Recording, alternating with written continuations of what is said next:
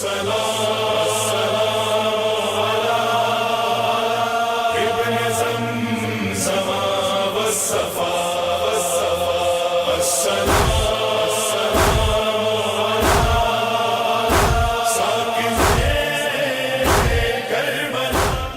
بالله من الشيطان اللعين الرجيم بسم الله الرحمن الرحيم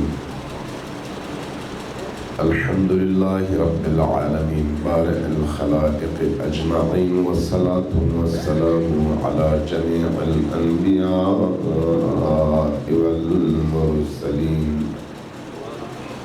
سيما من سمي في الآفاق بأحمد وفي الأرض بأبي القاسم محمد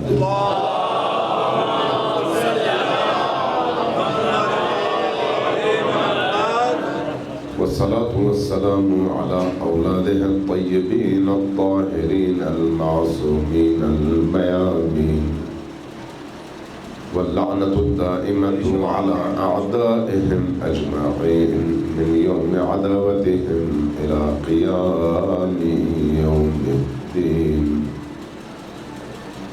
قال الله تبارك وتعالى في كتابه المجيد وهو أصدق القائلين وقوله الحق. بسم الله الرحمن الرحيم. ما آتاكم الرسول فخذوه وما نهاكم عنه فانتهوا. صلوات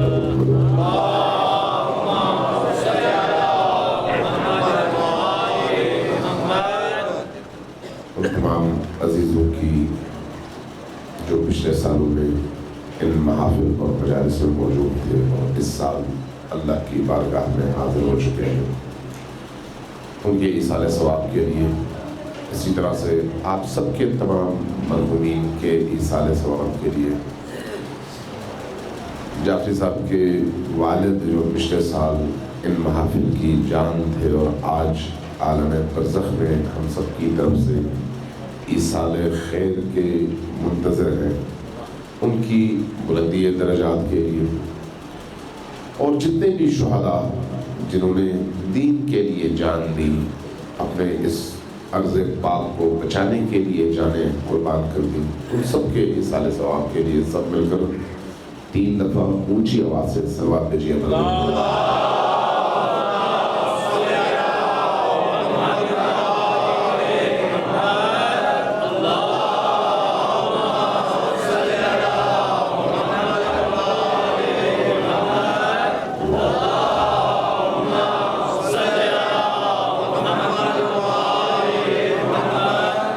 عزیزان گرامی، میں صاحب صدر کا، مہمان خصوصی کا، علماء کرام کا اور منتظمین کا شکر گزار ہوں اور دعا گو ہوں کہ اللہ تبارک و تعالیٰ آپ سب کی توفیقات خیر میں اضافہ فرمائے اور ہمیشہ اسی طرح سے اہل البیت علیہ السلام کے ذکر، ان کی یاد اور ان کے بیان کے حوالے سے ایسی مجالس اور محافل کا انعقاد کرتے رہے، چونکہ ان محافل کے نتیجے میں دل نورانی ہوتے ہیں.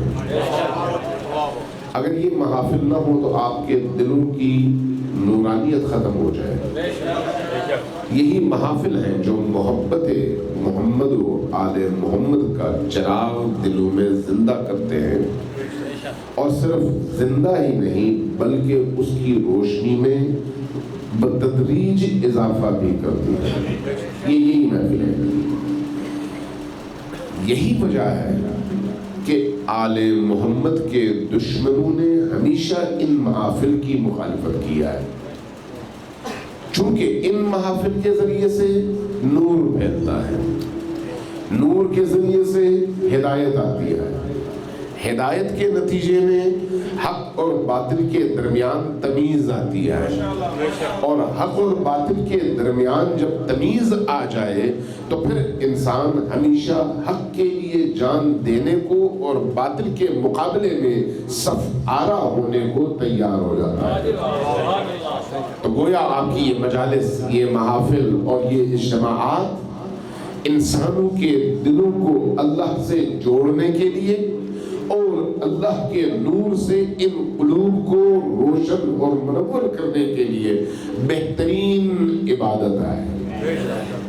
اور ویسے بھی آپ سب نے سنا ہے کہ ذکر علی عبادت،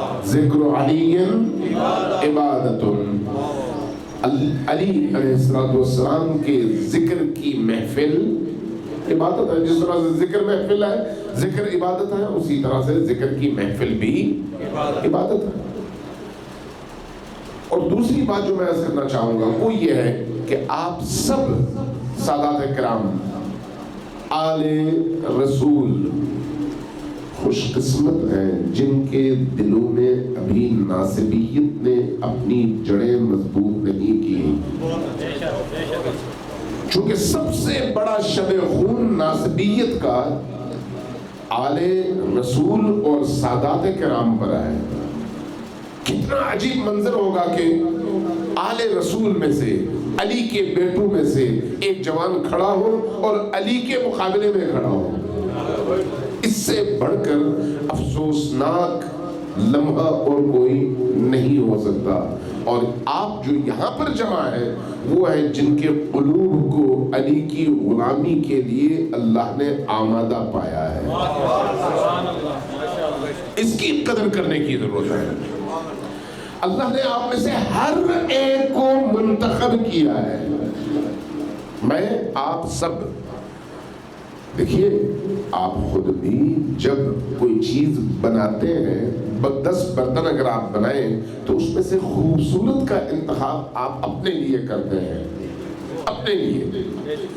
ہم سب اللہ کی تخلیق ہیں، تمام انسان، لیکن ان انسانوں میں جو حسین ہیں، جو نورانی ہیں، جو خوبصورت ہیں، ان کا انتخاب اللہ اپنے اور اپنے رسول کے لیے کرتا ہے۔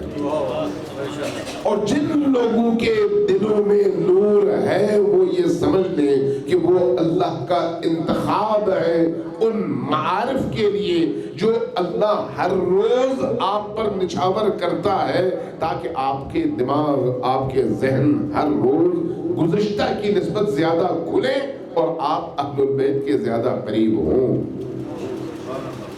اہل البیت کی قربت ہدایت ہے، اہل البیت سے دوری ضلالت اور گمراہی ہے، اہل البیت کے قریب تر جانا نجات ہے۔ جتنا آپ قریب گئے ساحل مراد تک پہنچتے چلے گئے، اور جتنا آپ دور ہوتے چلے گئے اصل سے دور ہوئے، اور اصل سے جو دور ہوگا وہ غرق ہوگا، چاہے وہ نوح کا بیٹا ہی کیوں نہ ہو، چاہے وہ نوح کی بیوی ہی کیوں نہ ہو، چونکہ اللہ کے ہاں رشتے اہم نہیں ہیں، اطاعت اہم ہے۔ اور اللہ تبارک و تعالیٰ نے ہمارے ہاں کچھ معیارات رکھے ہیں کہ ان معیارات پر پورا اترو گے تو امویوں میں سے بھی ہوگے تو آل رسول کے قریب تر ہو جاؤ گے، اور اگر دور ہو جاؤ گے ان معیارات سے تو پھر آل رسول سے ہوتے ہوئے بھی امویوں سے بدتر ہو جاؤ گے۔ کچھ معیارات ہیں، ان معیارات کی طرف ہماری توجہ ضروری ہے۔ سب مل کر صلوات بھیجیے محمد۔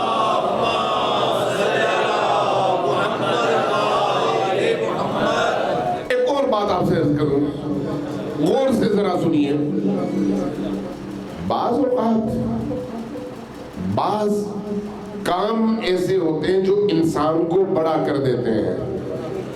سچ ایک بہت بڑی قوت ہے، جو سچ بولتا ہے وہ سچ بولنا بولنے والے کو اونچا کر دیتا ہے۔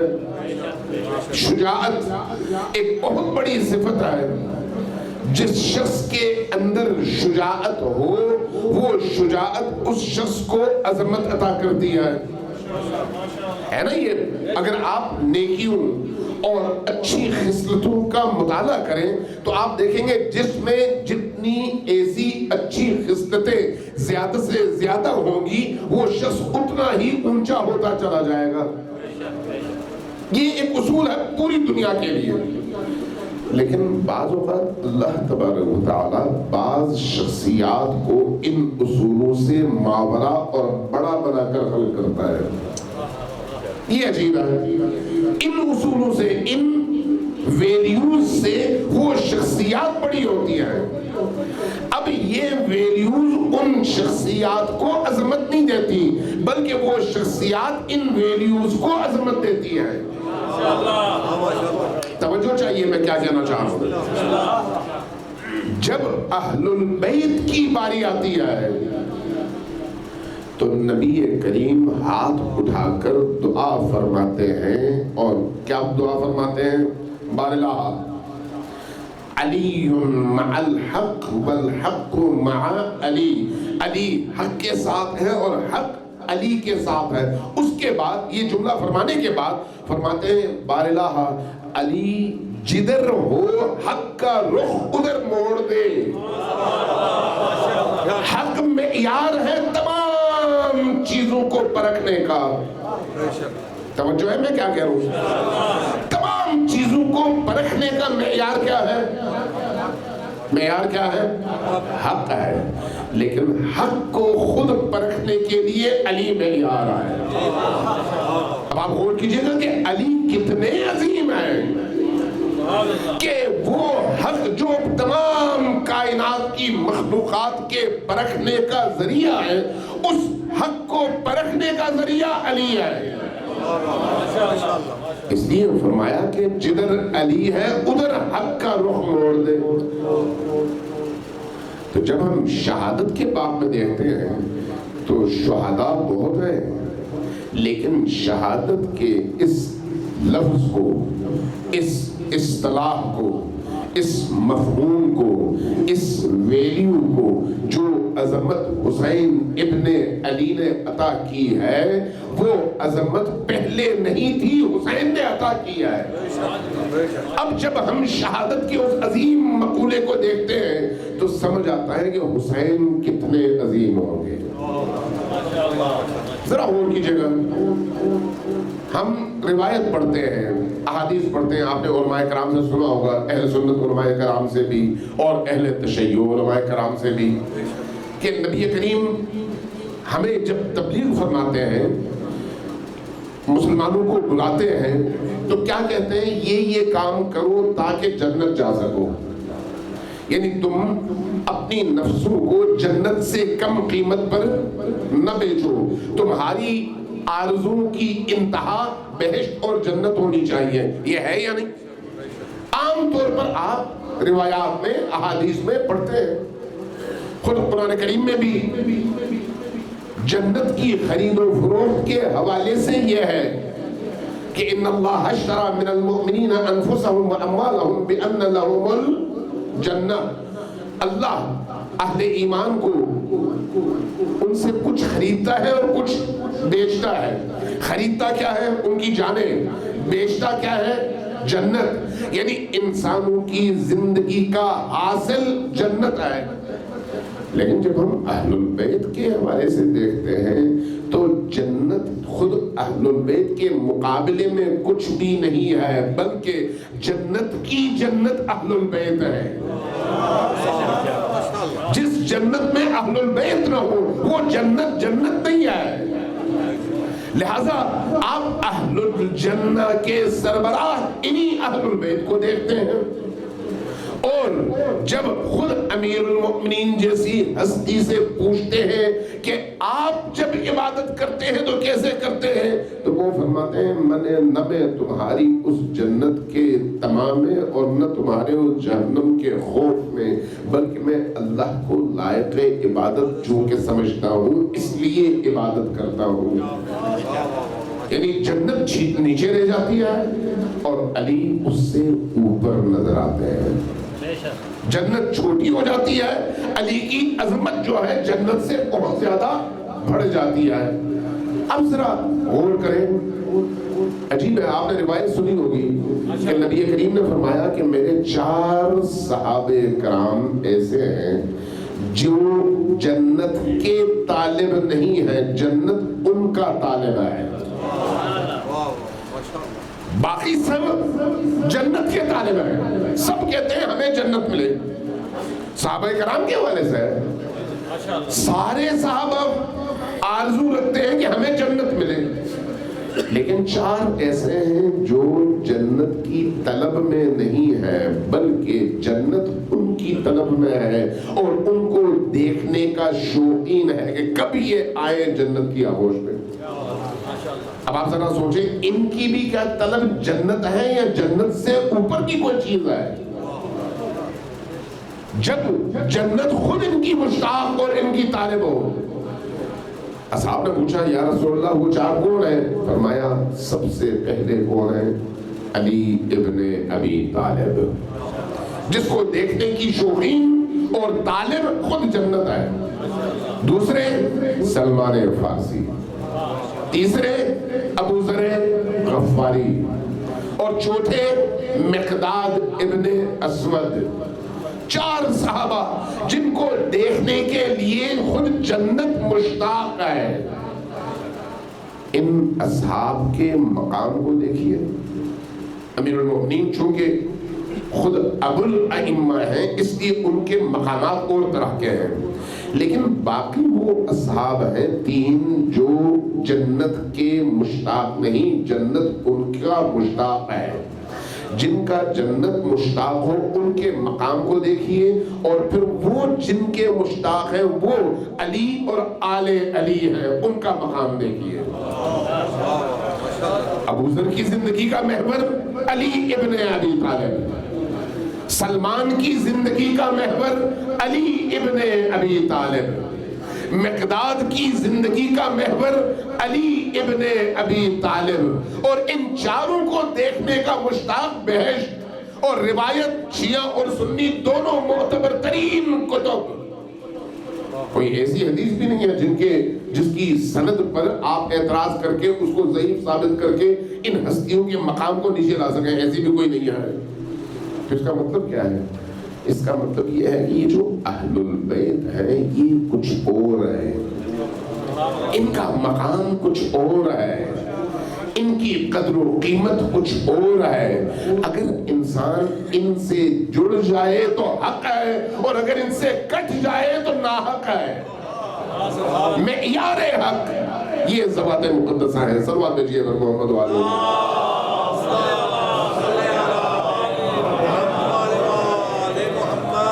چونکہ آج کل ایک جنگ جاری ہے اور مختلف حوالوں سے جاری ہے، کہیں پر صحابہ کرام اور اہل البیت کو لڑایا جا رہا ہے، اور کہیں پر نماز اور عزاداری کو لڑایا جا رہا ہے۔ نہ وہ اسلام ہے نہ یہ اسلام ہے، دونوں کے پیچھے کفر ہے، دونوں کے پیچھے کفر ہے۔ ورنہ کیسے ہو سکتا ہے کہ اہل البیت کا مقابلہ کوئی کرنے کی کوشش کرے؟ کیسے ہو سکتا ہے؟ صحابہ تو وہی ہیں جو اہل البیت کے غلام ہیں، اور جو صحابہ اہل البیت کے غلام ہیں ہم ان کے 10 برابر غلام ہیں، ہم خود اپنے آپ کو ان کا غلام سمجھتے ہیں۔ کیسے ہو سکتا ہے کوئی شخص اپنے آپ کو اہل البیت کے جوتیوں کی خاک سمجھے اور ہم ان کے حوالے سے ذرہ برابر بھی اپنے دل میں کینہ پیدا کر سکے؟ ممکن ہے؟ ممکن نہیں ہے۔ کیوں؟ اس لیے کہ ہم اہل البیت کو جب حق مانتے ہیں تو اس حق کے ساتھ جو بھی جڑے گا وہ حق ہے، اور اس کی خاک قدم ہماری آنکھوں کا سرما ہے۔ ہمارے لیے وہ مقدس ہے، ہمارے لیے وہ جلیل القدر ہے۔ لیکن ایک کوشش ہو رہی ہے کہ اہل البیت کے مقابلے میں دوسروں کو لایا جائے۔ یہاں پر مقابلہ نہیں ہے، مقابلہ نہیں ہے۔ امام احمد ابن حنبل کا کلام آپ کے سامنے ہے۔ امام احمد ابن حنبل خود صاحب مکتب امام ہے، فقہ کے بھی امام ہیں اور حدیث کے بھی، اور اپنے زمانے کے جلیل القدر امام ہیں۔ حنبلی مکتب یہ فکر حنفی کی طرح سے، شافعی کی طرح سے، مالکی کی طرح سے خود ایک فقہی مکتب ہے، اور امام احمد ابن حنبل کا مکتب ہے۔ امام احمد ابن حنبل سے ان کے بیٹے نے پوچھا کہ ابا جان یہ بتائیے کہ صحابہ کرام میں درجہ بندی کے اعتبار سے سب سے افضل کون ہے؟ فرمایا کہ حضرت ابوبکر صدیق ہیں۔ اچھا دوسرے کون ہیں؟ کہا حضرت عمر ابن خطاب ہیں۔ اچھا تیسرے کون ہیں؟ حضرت عثمان ابن عفان ہیں۔ چوتھے کون ہیں؟ وہ پوچھتے رہے، پانچویں کون ہیں، چھٹے کون ہیں، وہ بتاتے رہے، یہاں تک کہ 16 صحابیوں کے نام لیے۔ 16 صحابیوں کے، جب 16 صحابیوں کے نام لیے تو بیٹے نے پلٹ کر پوچھا کہ ابا جان اس پوری لسٹ میں علی ابن ابی طالب کہیں پر نہیں ہے، اس کی وجہ کیا ہے؟ کہا کہ بیٹا تم نے اہل البیت کا پوچھا تھا یا صحابہ کا؟ کہا کہ صحابہ کا۔ تو کہا پھر میں نے صحابیوں کی ترتیب بتائی ہے، لیکن جب تم پوچھو گے اہل البیت تو تب میں اہل البیت کا بتاؤں گا۔ اب صحابہ میں اہل البیت کیا کر رہے ہیں؟ اس لیے کہ صحابہ اور ہیں اور اہل البیت اور ہیں۔ پھر اس کے بعد ایک جملہ ارشاد فرمایا لا یقاس بہم احد، اہل البیت تو وہ ہیں جن کے ساتھ کائنات میں کسی کا کوئی مقابلہ ہے ہی نہیں۔ کون کہتا ہے؟ امام احمد ابن حنبل۔ کیوں کوئی مقابلہ نہیں ہے؟ واضح ہے قرآن کریم نے، دیکھیے جب ہم کھل کے بات کرنا چاہ رہے ہیں، ہم جب ام المؤمنین عائشہ کی بات کرتے ہیں تو ام المؤمنین عائشہ کو حضرت ام المؤمنین کی حیثیت سے ہم تمام مسلمانوں کی ماں سمجھتے ہیں، تمام مسلمانوں کی۔ جو یہ نہ سمجھے وہ گناہگار ہے، وہ غلط ہے۔ جو نہ سمجھے، قرآن نے ان کو، حضرت حفصہ کو، باقی امہات پر تو کوئی جھگڑا نہیں ہے نا، جھگڑا ان دو پر ہے، یعنی شیعہ سنی کے درمیان جھگڑا عام طور پر ان دونوں پر ہے۔ ان کی دو حیثیتیں ہیں، دو حیثیتیں۔ ایک ہے ام المؤمنین ہونا۔ ام المؤمنین کا کیا مطلب ہے؟ یعنی نبی کی زوجہ۔ یہ جو زوجیت ہے یہ ایک ایسا دائرہ ہے جس کے اندر داخل ہونے کے بعد اب ان کی ناموس رسول کی ناموس ہے، ان کی عزت رسول کی عزت ہے، ان کا احترام رسول کا احترام ہے۔ اس لیے اس دائرے میں ان کی عزت و احترام اور ناموس کے حوالے سے اگر کوئی بدزبان، اگر کوئی گمراہ، اگر کوئی گناہگار، اگر کوئی فاسق کوئی توہین کرتا ہے، کوئی جملہ کہتا ہے تو وہ گناہگار ہے اور قابل سزا گناہ ہے اس کی، اسی طرح سے جس طرح سے ایک عام مسلمان کلمہ پڑھنے کے باوجود زنا کرے یا شراب پیے۔ کوئی شیعہ ہو سنی ہو فرق نہیں پڑتا۔ کیا شیعوں میں کوئی شرابی نہیں نکل سکتا؟ نکل سکتا ہے۔ اگر وہ شرابی ہو تو یہ کہیں گے آپ کے شیعہ مکتب نے شراب کی اجازت دیا؟ کبھی بھی نہیں۔ اگر کوئی سنی ہو شراب پی رہا ہو، زنا کر رہا ہو، قتل کر رہا ہو، آپ کہیں گے کہ یہ سنی زنا ہے، سنی شراب ہے؟ نہیں۔ کیوں؟ اس لیے کہ مکتب سے اس گناہ کا کوئی تعلق نہیں ہے، وہ بندہ اس مکتب میں پیدا ہوا ہے، اس کا فعل اس کی ذات سے متعلق ہے، اس کے دین سے متعلق نہیں ہے۔ اسی طرح سے اگر کوئی شخص امہات المؤمنین کے حوالے سے کوئی ایسی نیگیٹو بات کرتا ہے یا سن کر اس کی ترویج کرتا ہے تو یہ اس کا ذاتی گناہ کا فعل ہے، جس کا تعلق نہ اس کی نسل سے ہے، نہ اس کے خاندان سے ہے، نہ اس کے مکتبی فکر سے ہے، بلکہ وہ اس کی ذات سے متعلق ہے، اور ذاتی طور پر وہ فاسق ہو سکتا ہے، فاجر ہو سکتا ہے، گناہگار ہو سکتا ہے۔ بات ختم ہو گئی۔ دو حیثیتیں میں نے کہا، ایک حیثیت رسول کی زوجہ، ایک دوسری حیثیت ہے، وہ کیا ہے؟ وہ ان کی ذاتی زندگی۔ اپنی ذاتی زندگی میں کوئی بھی شخص یا معصوم ہے یا معصوم نہیں ہے، معصوم ہے تو پھر اس سے گناہ سرزد نہیں ہو سکتا. اللہ نے اس کے ارد گرد ایک دائرہ کھینچ دیا اور اس کے اندر سے گناہ کا مادہ ختم کر دیا ہے. وہ گناہ نہیں کر سکتا, ممکن نہیں ہے اس کے لیے. اگر معصوم نہیں ہے تو جائز الخطا ہے. یہ بات درست ہے. اگر معصوم نہیں ہے تو جائز الخطا ہے. تشیع اور تسنن میں اس حوالے سے دو چیزیں رائے کے طور پر, عقیدے کے طور پر موجود ہیں. اہل سنت معصوم صرف اور صرف انبیاء کو سمجھتے ہیں. کہتے ہیں نہیں, انبیاء ہی معصوم ہے, باقی کوئی اور معصوم نہیں ہے, سب سے خطا ہو سکتی ہے. اب کسی سے ہوئی ہے یا نہیں ہوئی یہ بات کی بحث ہے. توجہ ہے میں کیا کہہ رہا ہوں؟ کسی سے خطا سرزد ہوئی ہے یا نہیں ہوئی یہ بات کی بحث ہے. سوال یہ ہے کہ کیا انبیاء کے علاوہ کوئی اور جائز الخطا ہے جس سے خطا سرزد ہو سکے یا نہیں؟ تو اہل سنت کا عقیدہ یہ ہے کہ نہیں, جائز الخطا ہے, سرزد ہو سکتی ہے باقی لوگوں سے.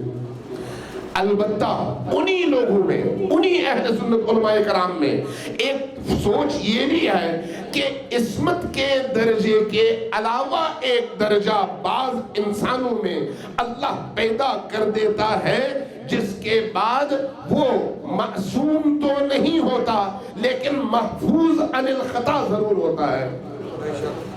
علماء کرام یہاں پر تشریف فرما ہے, گواہی دیں گے اس بات پر. محفوظ عن الخطا ضرور ہوتا ہے. یہ فرق کیا ہے؟ اصطلاحات کا فرق ہے, اصطلاحات کا. میں نے بعض بہت بڑے اکابر کی کتابوں میں یہ دیکھا, کنگالا پڑھا, تو وہ کہتے ہیں ہم اس لیے باقی لوگوں کو معصوم نہیں کہتے کہ عصمت کا یہ جو لقب ہے ہم نے انبیاء کے لیے استعمال کیا ہے. چونکہ انبیاء کا ایک احترام ہے اس لیے احتراماً یہ لفظ ہم کسی اور کے لیے استعمال نہیں کرتے. ورنہ اگر آپ دیکھیں محفوظ عن الخطا اور معصوم عن الخطا میں فرق کیا ہے؟ نتیجہ دونوں کا ایک ہے, نتیجہ دونوں کا ایک ہے. ایک معصوم عن الخطا اور دوسرا محفوظ عن الخطا. یہ ہے اہل سنت کے درمیان کمبائنڈ نظریہ. لیکن کیا اہل سنت میں یہ عقیدہ ہے کہیں پر کہ تمام صحابہ محفوظ عن الخطا ہیں؟ نہیں. یہ جو روز ہم خطائے اجتہادی سنتے ہیں, پڑھتے ہیں, اس کا مطلب ہے خطائیں ہوتی ہیں, محفوظ عن الخطا نہیں ہے. لیکن دوسری طرف جب آپ اہل البیت کا تذکرہ کرتے ہیں تو اہل البیت کے حوالے سے ہمیں مکتب تشیع میں جو نقطہ نظر ملتا ہے وہ یہ ہے کہ خود رسول خدا ہی نہیں بلکہ رسول خدا کی اولاد میں وہ ہستیاں جن کو ائمہ اہل البیت کہا جاتا ہے وہ تمام کی تمام ہستیاں اور ان ائمہ اہل البیت کے ساتھ حضرت فاطمہ الزہرا سلام اللہ علیہا کی ہستی یہ معصوم ہستیاں ہیں جن سے گناہ سرزد نہیں ہوتا. گناہ سرزد نہیں ہوتا. کیوں نہیں ہوتا؟ اس لیے کہ اللہ نے کہا انما یرید اللہ لیذھب عنکم الرجس اہل البیت ویطہرکم تطہیرا. ہم نے یہ ارادہ کیا ہے کہ آپ کو ایسا پاک رکھے کہ اس پاک رکھنے کا حق ادا ہو جائے. کسی اور کے بارے میں اللہ نے یہ نہیں کہا, کسی اور کے بارے میں نہیں کہا, لیکن اہل البیت کے بارے میں کہا. جب اہل البیت کے بارے میں کہا تو جب اللہ نے کہا تو پھر کہا کا مطلب ہے عمل کیا. اللہ کا قول و فعل ایک ہی ہے, قول اور فعل کے درمیان فاصلہ نہیں ہے. کن فیکون یہ بھی اصطلاح میں فرق ہے, کن اور ہے فیکون اور ہے. ورنہ کن کا مطلب ہو جانا ہے, یعنی اللہ نے کہا ہو گیا, اللہ نے کہا وہ پاک ہے. اب کب سے پاک ہے؟ کب سے پاک ہے؟ سوال یہ ہے کب سے پاک ہے. ابھی جیسے ہمارے شاہ صاحب نے فرمایا یہاں پر احادیث بیان کی, شیعہ اور سنی دونوں کا متفقہ ہے یہ کہ اللہ تبارک و تعالی نے نبی کریم کو جب خلق فرمایا اور نبی کریم نے فرمایا کہ اول ما خلق اللہ نوری، اللہ تبارک و تعالیٰ نے پہلا نور میرا خلق کیا ہے، تو اس کے بعد اگلا جملہ یہ بھی فرمایا کہ انا وعلی من نور واحد، میں اور علی ایک ہی نور کے دو ٹکڑے۔ اب اس پر خود علماء اہل سنت میں سے بڑے بڑے جلیل القدر مشائخ نے اس پر کتابیں لکھی ہیں، اور خلقت انسانی کے حوالے سے اور انوار الہیہ کے حوالے سے کتابیں لکھ کر وہاں پر یہ ثابت کیا ہے، محدثین ابن عربی سے بھی ثابت کیا ہے، دوسروں سے بھی ثابت کیا ہے کہ یہ ایک مسلم عقیدہ ہے کہ نبی کریم اور ان کی ذریت میں سے جو ائمہ ہیں، یہ ائمہ وہ ہیں جنہیں اللہ نے تمام مخلوقات سے پہلے نور کی صورت میں خلق کیا اور اس کے بعد پھر باقی انوار اور باقی کائنات کو خلق فرمایا ہے۔ میں اس کی تفسیرات میں نہیں جاتا، ابھی کچھ وضاحت ہمارے شاہ صاحب نے کی ہے۔ اب ذرا غور کیجئے گا، مکتب تشیع کے اندر جب آپ صحابہ اور اہل البیت کی بات کرتے ہیں تو کبھی بھی آپ رسول اور اللہ نہیں کہتے، آپ پہلے کہتے ہیں اللہ، پھر کہتے ہیں رسول، چونکہ درجہ ہے مراتب ہے نا، ان مراتب کا خیال رکھا جاتا ہے۔ آپ پہلے کہتے ہیں اللہ، اس کے بعد کہتے ہیں رسول اللہ، اس کے بعد کہتے ہیں اہل البیت، اس کے بعد کہتے ہیں صحابہ کرام، اس کے بعد کہتے ہیں تابعین، پھر کہتے ہیں تبع تابعین۔ یہ درجہ بندی ہے، لیکن آج کل کیا ہو رہا ہے؟ نبی کریم کے فوراً بعد سب سے پہلے صحابہ، یہ سب سے پہلے صحابہ کہاں سے شروع ہو گئے؟ سوال ہے نہیں، کیا واقعی اللہ نے اس ترتیب کے ساتھ بتایا ہے اور کہا ہے، یا سلف کے علماء کرام نے یہ کیا ہے، یا پھر یہ وہ ناسبیت کی رگ ہے جو امویوں کے ہر نسل میں نسل در نسل آنے والے خون کا اثر ہے جو آج اپنی تاثیر دکھا رہی ہے۔ پیر مہر علی شاہ صاحب کا وہ جملہ آپ لوگوں نے سنا ہوگا کہ امویوں کی حکومت تو ختم ہو گئی لیکن ان کے سکوں کی جھنکار اور اس کا نشہ اب بھی باقی ہے۔ تو یہ وہ سکے ہیں جو حقائق کو مسخ کر دیں، آپ کو دین اپنی خواہش کے مطابق ایڈاپٹ کرنے کی اجازت نہیں ہے۔ دین اگر آپ نے ایڈاپٹ کیا تو پھر آپ کو اللہ اور اس کے رسول کی خواہش کے مطابق ہی ایڈاپٹ کرنا پڑے گا۔ یہ نہیں ہو سکتا کہ آپ کہیں میں مسلمان تو ہوں گا لیکن اپنی خواہش کے مطابق میں اسلام قبول کروں گا۔ اسلام وہی ہے جو اللہ کی خواہش کے مطابق ہے۔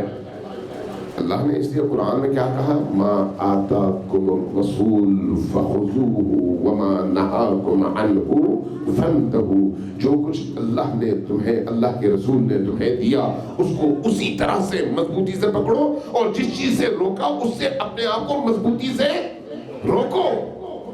اب ذرا غور کیجئے گا، میں صرف ایک روایت بیان کرتا ہوں، ساری روایات نہیں۔ مولانا عبدالحق بابا اردو، انہوں نے کہیں پر یہ جملہ لکھا، کہتے ہیں میں نے جب تاریخ اسلام کا اور احادیث اور معارف دینی کا مطالعہ کیا تو میں نے یہ دیکھا کہ کوئی جگہ ایسی نہیں ہے جہاں پر رسول کو موقع ملا ہو اور آپ نے علی کی تعریف اور فضیلت بیان کرنے میں کوئی کوتاہی کی ہو۔ جہاں موقع ملا یہ کام کیا۔ کیوں؟ چونکہ پتا تھا کہ بعد میں آنے والے ادوار میں کیا کچھ ہونا ہے، پتا تھا، اس لیے بتانا چاہ رہے تھے کہ ہر شخص کے کان میں یہ بات جائے، ہر شخص اس کو سن چکا ہو، ہر شخص کو علم ہو کہ علی کون ہے۔ ورنہ ایک زمانہ آئے گا 21 رمضان میں علی مسجد میں جام شہادت نوش کریں گے اور شام والے پوچھیں گے اچھا علی مسجد بھی جایا کرتے تھے؟ دیکھیے علی کہاں اور وہ مسلمان کہاں، درمیان میں کتنا فاصلہ گزرا ہے، درمیان میں کتنا فاصلہ گزرا ٹوٹل نبی کریم کی زندگی سے لے کر اب تک ٹوٹل تقریباً کوئی 40 سال 45 سال، لیکن حالات اس نہج تک پہنچ گئے، اس نہج تک کہ علی کی شہادت کی خبر سن کر، اور وہ بھی مسجد میں، لوگ ایک دوسرے سے پوچھیں کہ کیا علی مسجد جایا کرتے تھے؟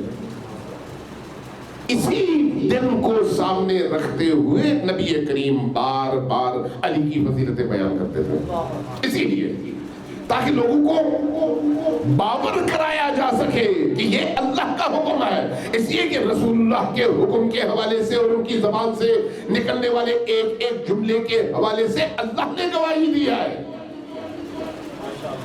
اللہ نے یہ فرمایا ہے کہ وَمَا يَنْتِقُ عَنِ الْهَوَىٰ إِنْ هُوَ إِلَّا وَحْيٌ يُوحَىٰ، رسول جو بھی فرماتے ہیں وہ اللہ کا کہا ہوا ہے، اپنی طرف سے کچھ بھی نہیں کہتے، اپنی طرف سے تو رسول سانس بھی نہیں لیتے، اپنی طرف سے رسول کا کچھ نہیں ہے، رسول کا جو کچھ بھی ہے وہ خدا کا ہے، اس لیے رسول کا ہر فعل فعل خدا ہے، ہر فعل فعل خدا ہے۔ یہی وجہ ہے کہ اس طرح کی چیزوں کو متنازع بنانے کے لیے یاروں نے کیا کیا؟ کہا کہ رسول کی دو حیثیتیں ہیں، ایک رسول کی حیثیت اور دوسری ایک انسان کی حیثیت۔ جو رسول کی حیثیت میں جو کچھ کہیں وہ تو اللہ کی طرف سے ہے، لیکن ایک انسان کی حیثیت سے جو کچھ کہیں وہ ان کا اپنا ہے، اور جو ان کا اپنا ہے اس میں اور وہ برابر ہیں، تو وہ کہیں میں نہ مانوں کوئی حرج نہیں ہے۔ یہ رستہ نکالا، چور دروازہ، تاکہ رسول کے اس کلام اور اس حکم سے جان چھڑا سکے جو میرے لیے گلے کا پھندا بن سکتا ہے۔ مشکل یہاں پر ہوئی ہے، ورنہ اگر آپ قرآن دیکھیں، سنت دیکھیں، وہ رسول کیسے ہو سکتا ہے جس کے تمام افعال معصوم نہ ہو؟ وہ کیسے رسول ہو سکتا ہے؟ چونکہ پھر اس کے ہر فعل پر شک ہوگا کہ یہ اس کی طرف سے ہے یا اللہ کی طرف سے ہے۔ جب شک ہوگا تو پھر آپ اللہ تک پہنچ کیسے سکتے ہیں؟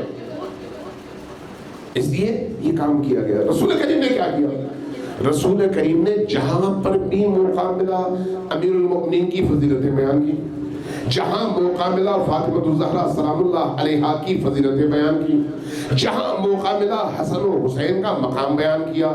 کہیں پر کہا کہ علی حبہ جنہ، علی قسیم النار والجنہ، جنت کا مقسم تقسیم کرنے والا علی ہے، مالک جنت علی ہے، علی کی محبت جنت کی چابی ہے، علی کی محبت جنت کی چابی ہے۔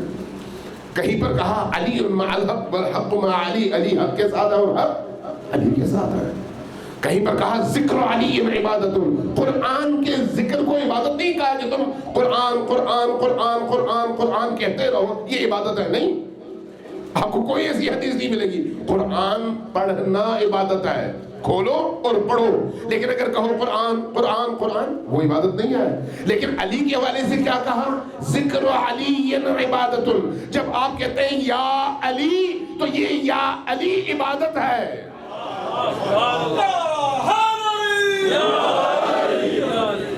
اب غور کیجئے گا، دیکھیے گا، آپ کو صاف صاف نظر آئے گا، یہ کوئی شیعہ سنی مسئلہ نہیں ہے، یہ رسول پاک کی تعلیم اور آپ کی تربیت کا حصہ ہے۔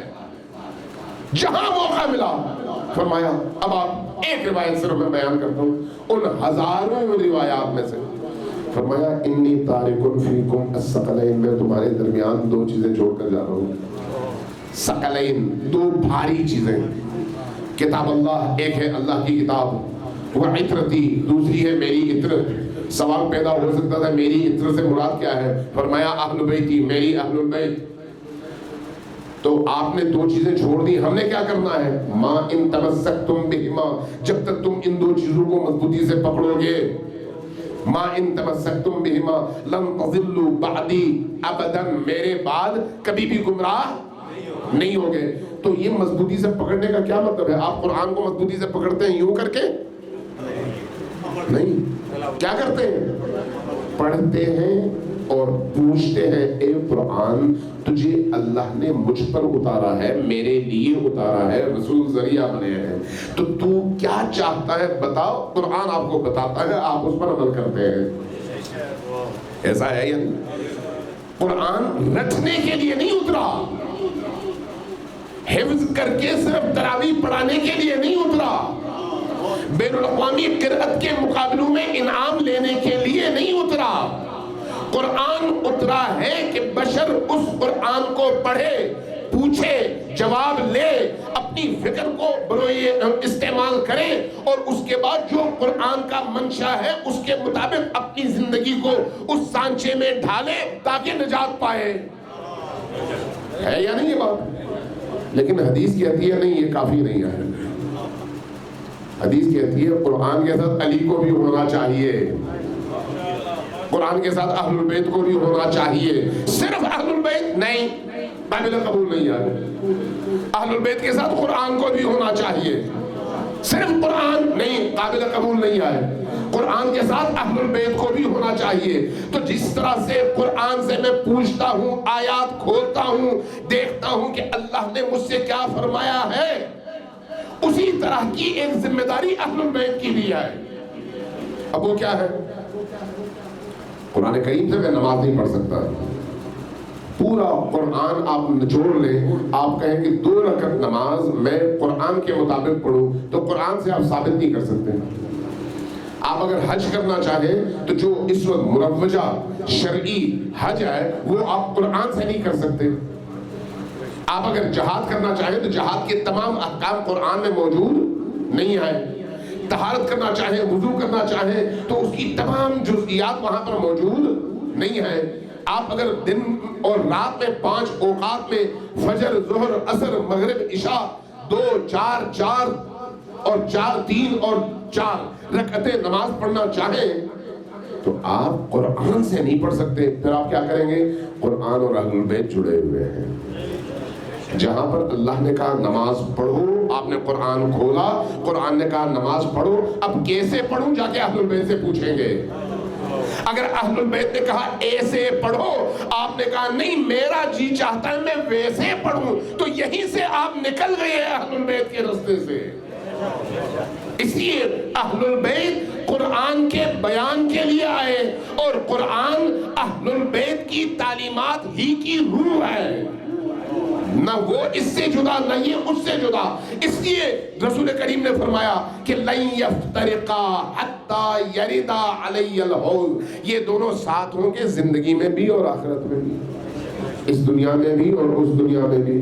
تو کیا اللہ کے رسول کو نہیں معلوم تھا یا اللہ کو نہیں معلوم تھا کہ اہل البیت نے اس دنیا سے گزر جانا ہے، اور ایک وقت آئے گا اہل البیت خود نہیں ہوں گے؟ تو پھر کیسے کہا کہ یہ دونوں یہاں پر بھی ساتھ ہیں ادھر بھی ساتھ ہیں؟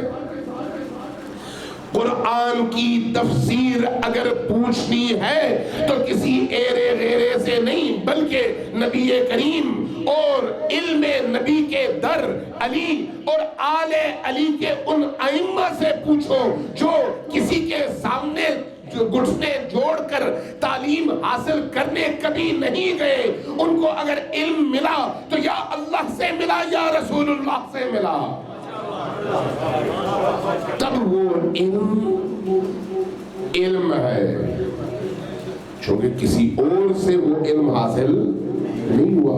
اس لیے حدیث بھی وہی حدیث ہے جو ان کے ذریعے سے آئے، جس پر مہر وہ تصدیق کرے۔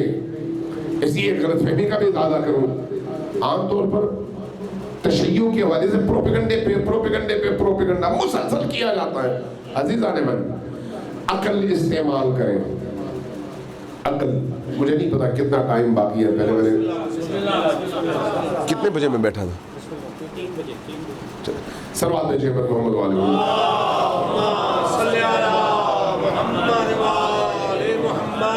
ایک نقطہ عرض کروں گا، ذرا غور سے سنیے گا۔ تھکے ہوئے تو نہیں ہیں؟ جو لوگ نہیں تھکے ذرا اونچی آواز سے سروات بھیجیں۔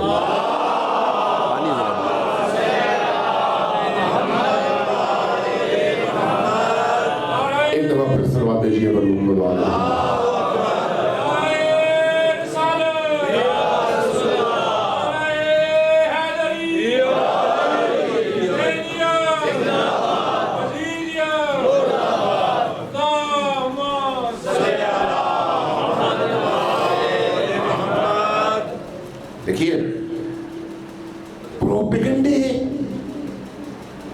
حرام ہے یا نہیں؟ چونکہ جھوٹ ہے، جھوٹ تو حرام ہے. صرف زنا حرام نہیں ہے، صرف شراب پینا حرام نہیں ہے، جھوٹ بھی حرام ہے، تہمت بھی حرام ہے، کردار کشی بھی حرام ہے، لوگوں کو آپس میں لڑانا بھی حرام ہے، لوگوں کو اس لڑائی کے نتیجے میں ایک دوسرے کے دلوں میں کینے بھرنا بھی حرام ہے، اسی طرح جس طرح سے شراب حرام ہے. لیکن کیوں کرتے ہیں؟ مولوی کے پیٹ کی خاطر. یہ یاد رکھیے 1,24,000 انبیاء آئے. کس لیے آئے؟ انسانوں کی ہدایت کے لیے. ان 1,24,000 انبیاء کا شہر بسایا جائے تو امام خمینی فرمایا کرتے تھے کہ ان کے درمیان 1000 سال اگر وہ زندگی گزارے تو کبھی ان کے درمیان اختلاف پیدا نہیں ہوگا. کیوں؟ اس لیے کہ وہ سب اللہ کے بندے اور اللہ کے لیے کام کرنے والے لوگ. جو اللہ کے لیے کرتے ہیں وہاں پر اختلاف پیدا نہیں ہوگا. جو اپنے پیٹ اور شیطان کی رضامندی کے لیے کرتے ہیں وہیں پر اختلاف پیدا ہوگا. اب ایک معاشرہ ہے جہاں پر اختلاف پیدا ہو گیا، شیعہ سنی، دیوبندی وہابی، اس سے آپ تھوڑی دیر کے لیے باہر نکل آئے. جہاں اختلاف پیدا ہوا سمجھے یا دونوں غلط ہیں یا ایک غلط اور ایک صحیح ہے. دونوں صحیح کبھی بھی نہیں ہو سکتے. ہو سکتا ہے ایک دوسرے کو گالی دے رہا ہو، دوسرا پہلے کو بھی گالی دے رہا ہو، ایک دوسرے پر چھری چلا رہا ہو، دوسرا پہلے پر چھری چلا رہا ہو، دونوں صحیح ہو سکتے ہیں؟ جی نہیں ہو سکتے. عقل یہی کہتی ہے دونوں صحیح نہیں ہو سکتے. ہاں دونوں غلط ہو سکتے ہیں، دونوں ظالم ہو سکتے ہیں، دونوں غلط ہو سکتے ہیں، دونوں ناحق ہو سکتے ہیں، لیکن دونوں حق پر نہیں ہو سکتے. تیسری صورت کیا ہے کہ ان میں سے ایک صحیح ہو اور دوسرا غلط ہو. اب ہمارے معاشرے میں جس طرح کے جھگڑے چل رہے ہیں، میں نے پہلے عرض کیا شیعہ سنی اور دیوبندی اہل حدیث سے آپ باہر نکلیں. باہر نکل کر ذرا سوچیں، جہاں پر بھی آپ کو جھگڑا ملے، جب جھگڑا کہیں پر ملے گا تو یا دونوں غلط ہوں گے یا ایک صحیح ایک غلط ہوگا. توجہ ہے آپ کی؟ یا دونوں غلط ہوں گے یا ایک صحیح ایک غلط ہوگا.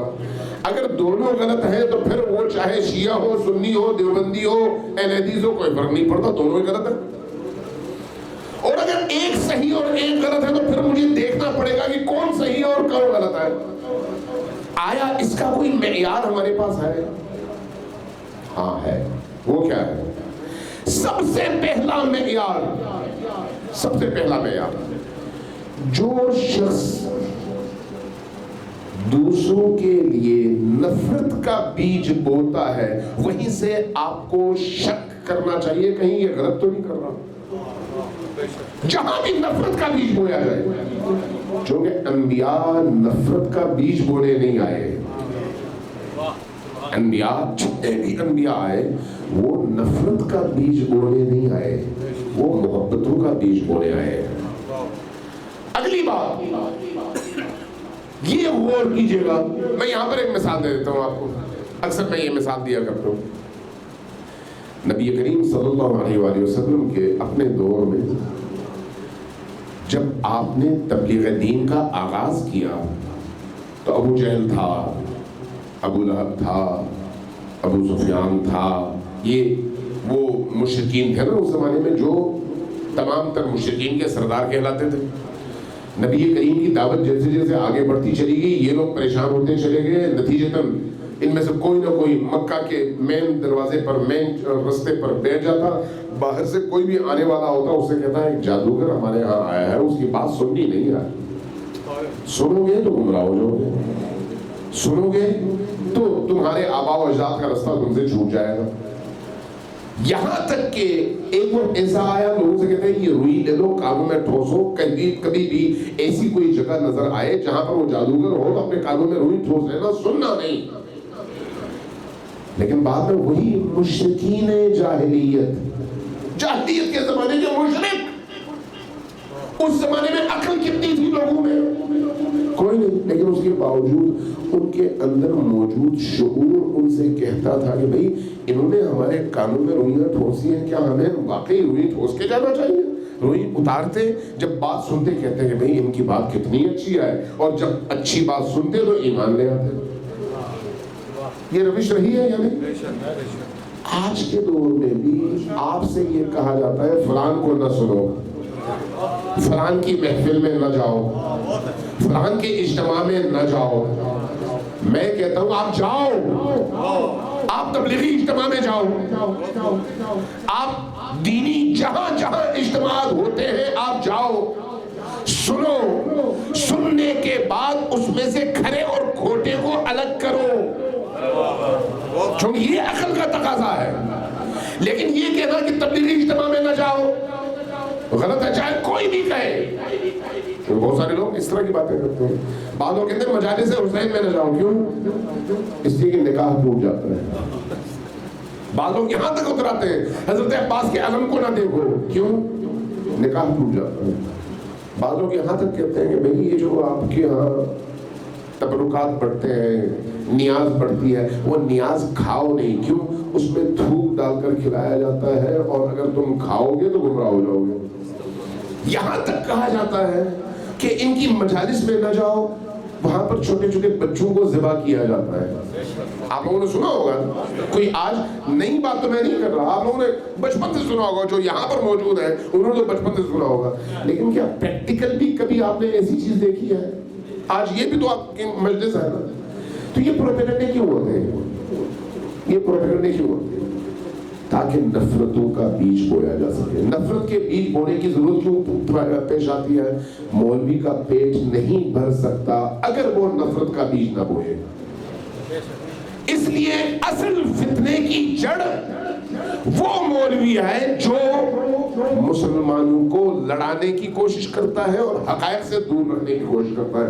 اس میں اور امام حسین کے قتل کا فتویٰ دینے والے مولوی میں کوئی فرق نہیں آیا۔ یہ بھی وہی کام کر رہے ہیں جو اس زمانے میں اس نے کیا ہے۔ جو بھی صاحب انصاف ہوگا وہ اس طرح کے پروپیگنڈوں کو نہ سنے گا اور نہ اس پر توجہ دے گا۔ ان مجالس کا بنیادی مقصد کیا ہے؟ کربلا کی حقیقی حسینیت کا چہرہ لوگوں کے سامنے لایا جائے اور ان کو بتایا جائے کہ کربلا رونما کیوں ہوا۔ اگر کربلا رونما نہ ہوتا تو کیا ہوتا؟ آج صرف آپ انگریزوں کے دور میں چلے جائیں، بہت سارے آپ کے کلچر کے ویسے مظاہر ہیں۔ اب چونکہ ٹائم ختم ہو گیا میں اس طرف نہیں جاتا، ورنہ آپ کے دماغ کے حلیے کھل جاتے کہ بہت سارے ایسے مظاہر جو انگریزوں نے ہمارے اندر ڈال دیے، چونکہ وہ ہمارے حاکم تھے اور انہوں نے چودھریوں کے ذریعے اور مولویوں کے ذریعے ہمارے اندر اس کو ہمارے کلچر کا حصہ بنا دیا۔ آج وہ ہمارے لیے دین ہے، آج وہ ہمارے لیے دین ہے۔ شروع کس نے کروایا؟ انگریزوں نے۔ جب ایک طبقہ حاکم ہو جاتا ہے، حاکم طبقہ جو خود کرتا ہے اور لوگوں سے کرواتا ہے، وہی ایک عرصے کے بعد دین بن جاتا ہے۔ یزید کے مقابلے میں حسین ابن علی اگر کھڑے ہوئے تو اسی خوف سے کہ پتا تھا کہ 100 سال بعد، 150 سال بعد، 200 سال بعد جو کچھ یزید کرتا تھا وہی اسلام کہلائے گا۔ اگر اس کو روکنا ہے تو پھر اتنی بڑی قربانی چاہیے کہ پھر یزید کا نام گالی بن جائے اور پھر کسی کو ہمت نہ ہو یزید کو اپنا پیشوا بنانے کی۔ آج آپ دیکھیں 1500 سال گزر گئے، 1400 سال گزر گئے، آج بھی یزید کو امیر یزید کہہ کر اس کے لیے تالیاں اور بغلے بجانے والے آج بھی پیدا ہو جاتے ہیں، چونکہ وہ جو گندا خون ہے وہ نسل در نسل آگے چلتا ہے اور اپنا اثر بھی دکھاتا ہے۔ اس لیے حسین ابن علی کا تذکرہ ہمیشہ زندہ رکھیں۔ حسین ابن علی کے شہادت کا فلسفہ شیعہ سنی سے ہٹ کر ہمیشہ زندہ رکھیں اور صرف فضائل کی طرف نہ جائیں بلکہ تجزیہ کریں، غور کریں اور اس مفہوم پر غور کریں جو حسین ابن علی اور ان کے آبا اور ان کی اولادوں نے امت تک پہنچانے کی کوشش کیا ہے۔ وہ کیا ہے، وہ پیغام کیا ہے؟ اگر نجات چاہتے ہیں تو حسین ابن علی اور ان کی اولاد کا ہاتھ تھام لیں، دامن تھام لیں۔ انہوں نے جو کچھ کہا، جو کچھ دیا، اس پر غور کر لیں اور خدا کے لیے کچھ پڑھ بھی لیں، صرف سنے نہیں، کچھ پڑھ بھی لیں۔ پڑھیں گے ذہن کھلے گا، پڑھیں گے بہت سارے ابہامات خود بخود دور ہو جائیں گے۔ صرف سنے نہیں، سنے ضرور لیکن پڑھ بھی لیں۔ ائمہ اہل البیت اور یہ جو نبی کا گھرانہ ہے، یہ یاد رکھیے، یہ ہدایت کا ایسا گھرانہ ہے کہ انسان جتنا قریب تر چلا جاتا ہے اس کی روح کی لذتوں میں اضافہ ہوتا چلا جاتا ہے۔ کتنی بڑی نعمت اللہ نے دی ہے حسین ابن علی کی شکل میں، کتنی بڑی نعمت، اتنی بڑی نعمت جس کا ہم تصور بھی نہیں کر سکتے۔ خوش قسمت ہے وہ دل جس میں علی اور اولاد علی کی محبت کا ایک ذرہ پیدا ہو جائے۔ میں کسی عراقی ٹی وی چینل پہ چند سال پہلے میں نے دیکھا، آپ کو پتا ہے کہ 40 کے ایام میں پوری دنیا سے زائر کربلا کا رخ کرتے ہیں۔ یہ وہی ایام ہے جب لوگوں کا رخ کربلا کی طرف ہونے لگتا ہے یکم سفر سے،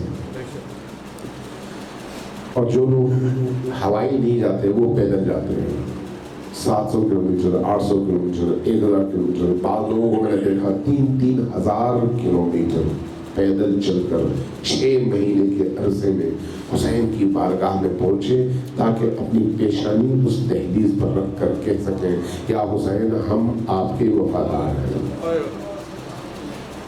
کتنی بڑی ہمت چاہیے، کتنی بڑی پاکیزگی چاہیے کہ انسان نہ تھکے اور چلتا رہے۔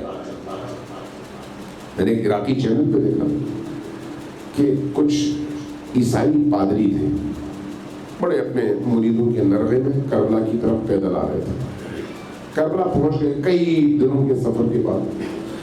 کربلا جب پہنچے تو عراقی چینل، ٹی وی چینل کے اس رپورٹر نے اس سے انٹرویو کیا۔ انٹرویو میں پوچھا کہ کہاں جا رہے ہیں؟ کہا کہ امام حسین کی بارگاہ۔ کہا کیوں؟ کہا سلام عقیدت پیش کرنے کے لیے۔ کہا سلام عقیدت؟ یہ بتائیے آپ کا تصور خدا اور ہے، تسلیس کے قائل ہیں آپ، ہمارا مسلمان ہونے کے ناطے تصور خدا اور ہے، ہم توحید کے قائل ہیں۔ آپ نبوت میں حضرت عیسیٰ کو مانتے ہیں، ہم حضرت محمد مصطفیٰ کو مانتے ہیں۔ آپ کتاب میں توحید کو مانتے ہیں، ہم قرآن کو مانتے ہیں۔ تو پھر وہ کون سی چیز ہے جس نے آپ کو کربلا کا راستہ دکھایا ہے؟ کہا کہ بیٹا تمہاری ساری باتیں صحیح ہیں، ہمارا خدا بھی، ہمارا رسول بھی اور ہماری کتاب بھی اختلاف ہے، لیکن یہ یاد رکھو ہمارا حسین ایک ہے، ہمارا حسین ایک۔ کیوں؟ اس لیے کہ حسین دلوں کا امام ہے، دلوں کا امام ہے۔ دلوں کو، مردہ دلوں کو زندگی اگر کوئی شخصیت عطا کر سکتی ہے تو اس شخصیت کا نام حسین ابن علی ہے۔ لوگ کس کس طرح سے پیدل گھٹنوں پر چڑھتے ہوئے آتے ہیں کربلا کی طرف، اور کس کس طرح سے لوگ سارا سال محنت کرتے ہیں، پیسہ جمع کرتے ہیں، اور ان ایام میں کھانا بنا کے روز لا کر سڑک پر بیٹھتے ہیں ان زائروں کی خدمت کے لیے جو حسین کی بارگاہ میں حاضری کے لیے پیدل چل کے آ رہے ہوتے ہیں۔ میرے 70 سالہ 80 سالہ بوڑھی عورتوں کو ان ایام میں سڑک کے کنارے اپنے سر پر کھانا رکھ کر بیٹھے ہوئے دیکھا ہے، جو ان زائرین حسین کا پیٹ بھرنے کے لیے اس دھوپ میں بیٹھی ہوئی ہے اور سارا سال محنت کر کے پیسہ جمع کیا ہے، اور اب چاہتی ہیں ایک زائر حسین کی خدمت کر کے حسین کا دل جیت سکیں۔ کتنی بڑی بات ہے، ایسا عشق، ایسی محبت ایسا لگاؤ، ایسا ایمان آپ کو دنیا میں کسی اور تاریخی شخصیت کے لیے کہیں پر نظر آتا ہے؟ کہیں پر بھی نظر نہیں آتا، لیکن یہ حسین ہے۔ اس لیے آپ دیکھتے ہیں کہ حسین کا غم 1400 سال گزرنے کے باوجود آج بھی تازہ ہے، آج بھی اسی طرح تازہ ہے جس طرح سے 1400 سال پہلے تازہ تھا۔ آپ کے گزشتہ سال جو مرحومین تھے، آپ اس وقت روئے ہوں گے، آج آپ کو رونا نہیں آتا، اپنے بیٹے پر بھی رونا نہیں آتا، اپنے بیٹے پر بھی، اپنے باپ پر رونا نہیں آتا، اپنی ماں پر رونا نہیں آتا۔ لیکن یہ کیسی محبت ہے، 1400 سال پہلے گزر گئے ہیں اور آج بھی ہمارے لیے ایسے ہی ہے جیسے تازہ ہے، اور دل امڑ آتا ہے، اور جہاں ذکر ہوتا ہے آنکھوں سے آنسو بہنے لگتے ہیں۔ میں چند جملے مسائل میں پڑھتا ہوں، زیادہ نہیں۔ حمید ابن مسلم نے کربلا کا ایک عجیب منظر بیان کیا ہے۔ حمید کہتا ہے کہ ایک وقت آیا، حسین ابن علی میدان کربلا میں زمین کربلا پر لیٹے ہوئے تھے، اور ارد گرد اشقیاء کا پورا لشکر تھا۔ حسین زخموں سے چور تھے، تیروں کے اوپر تھے، ہل نہیں سکتے تھے۔ ایسی کیفیت میں کسی شقی اور کسی یزیدی لشکر کے کمانڈر کو تب بھی جرأت نہیں تھی کہ وہ آگے بڑھتا اور حسین پر حملہ کرتا۔ تو انہوں نے کیا کیا، سوچا کیسے ہم پتہ چلائیں کہ حسین زندہ ہے یا نہیں ہے۔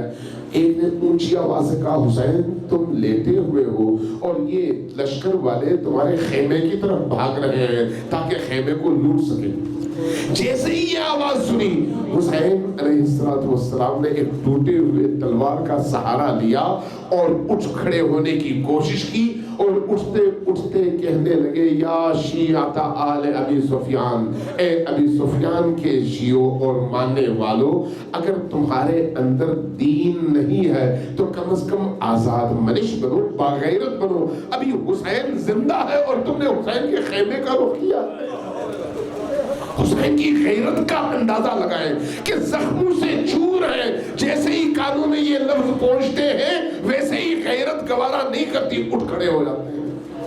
حمید ابن مسلم کہتا ہے ایک منظر تو میں نے یہ دیکھا، ایک اور منظر گھنٹے آدھے گھنٹے کے بعد دیکھا، جب حسین کی گردن شمر نے جدا کر دی تو اس کے بعد میں نے دیکھا تمام اشقیاء کا رخ خیموں کی طرف ہوا۔ اب خیمے ایک ایک کر کے جلنے لگے تو میں نے دیکھا خیموں سے چھوٹی چھوٹی بچیاں اور بچے روتے ہوئے واہ محمدہ واہ محمدہ کہتے ہوئے خیموں سے باہر آئیں۔ یہ بچے آئے اور صحرائے کربلا میں بکھرتے چلے گئے۔ کہنے لگا کہ میں نے دیکھا ایک کے بعد دوسرا خیمہ جل رہا ہے، اس کے بعد تیسرا خیمہ جل رہا ہے، کسی سے بچے نکل رہے ہیں، کسی سے مخدرات نکل رہی ہے۔ ایک جگہ جا کے میری نگاہ ایک خیمے پہ ٹک گئی۔ میں نے کیا دیکھا؟ میں نے دیکھا کہ ایک اونچے قد کی خاتون ہے جو خیمے کے باہر کھڑی ہے، اضطراب میں کبھی خیمے کے اندر جاتی ہے، کبھی باہر آتی ہے، لیکن بھاگتی نہیں ہے۔ میں نے پوچھا یہ خاتون کون ہے؟ جواب ملا یہ علی کی بیٹی زینب ہے۔ میں نے پوچھا کہ یہ خاتون بھاگ کیوں نہیں رہی؟ جواب ملا کہ اس خاتون کا بھتیجا زین العابدین خیمے کے اندر ہے اور غشی کے عالم میں ہے، چھوڑ کر جا نہیں سکتی، اٹھانے کی قوت پاتی نہیں ہے اپنے آپ میں۔ حمید ابن مسلم کہتا ہے کہ کچھ دیر گزری، میں نے دیکھا اس خاتون نے اپنی جھکی ہوئی کمر پر علی زین العابدین کو اٹھایا اور اٹھا کر اسی تکلیف کے عالم میں باہر لے آئی اور آگ اس خیمے تک بھی پہنچ گئی۔ اب میں مزید دیکھنے لگا تو میں نے دیکھا ایک چھوٹی سی بچی ہے اور اس بچی کے دامن پر آگ لگی ہے اور یہ بچی رو رہی ہے اور بھاگ رہی ہے۔ میں نے جب یہ منظر دیکھا تو میرا دل پسیجا، میں بھاگا تاکہ اس بچی کے دامن کی لگی ہوئی آگ بجھا سکوں۔ بچی نے جیسے ہی مجھے اپنے پیچھے آتے دیکھا اور زیادہ چیخنے لگی اور تیزی سے بھاگنے لگی۔ بچی کی گھبراہٹ میں نے دیکھی، گھوڑے کو میں نے دوڑایا، آگے سے آ کے گھوڑے سے اترا، بچی کو روکا, بچی کے دامن کی آگ بجھا دی. جیسے ہی دامن کی آگ بجھی, اس بچی نے میری طرف دیکھا اور گویا نگاہوں میں مجھ سے کہہ رہی تھی کہ اے شخص, کربلا میں اب تک جتنے بھی لوگ آئے وہ آگ لگانے والے تھے, تو پہلا شخص ہے جس نے آگ بجھائی ہے. میں نے جب اس بچی کے چہرے پر معصومیت دیکھی تو میں نے دیکھا کہ اس کے چہرے کے رخسار کی رنگت جو ہے سیاہ ہو چکی ہے. میں نے اس کے کان دیکھے, کان کی لو پھٹی ہوئی ہے. میں نے اس کا سر اور بدن دیکھا, زخمی ہے, سر پہ مکنا نہیں ہے, چادر نہیں ہے. میں نے پوچھا بیٹی یہ تمہارے سر پر یہ کیا ہوا ہے؟ کہا کہ ان بدبختوں نے جب میرے سر سے میری چادر چھیننا چاہی تو نیزے کی انیاں اس طرح سے پھینکی کہ میرا سر زخمی ہوا, کندھا زخمی ہوا. میں نے پوچھا بیٹی یہ تمہاری کان کی لو کیوں پھٹی ہوئی ہے؟ جواب ملا کہ انہوں نے اتنے زور سے میری بالیاں کھینچی کہ میری کان کی لو پھٹ گئی اور خون رسنے لگا.